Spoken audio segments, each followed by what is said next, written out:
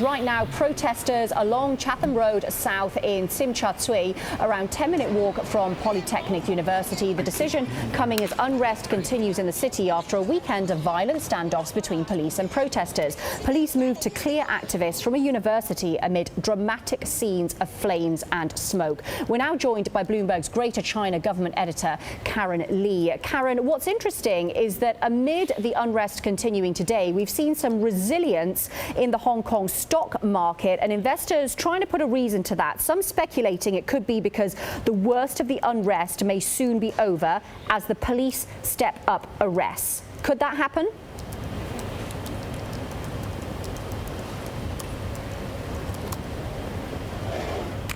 And then today it seemed to kick off again. There's been these kind of running battles at the university through the day, and officials now warning the public to steer clear of the university. It's called Hong Kong Polytechnical.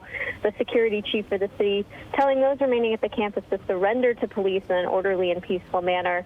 And the city's #2 official saying the government's determined to tackle these deep-seated problems and that ending the violence remains its top priority. So we're waiting to see how that standoff ends, and I think that could have an impact on what we see tomorrow, not just for the markets and the economy, but for the city as a whole.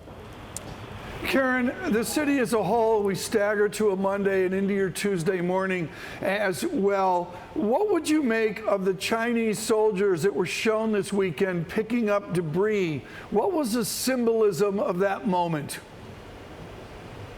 You know, for a lot of people, I think the question for a large part of the summer, we're heading into 6 months now, has been, is China going to take a more direct role and send the PLA in to try and contain this violence? And while they didn't do that, they were out on the streets, I think, helping clean up.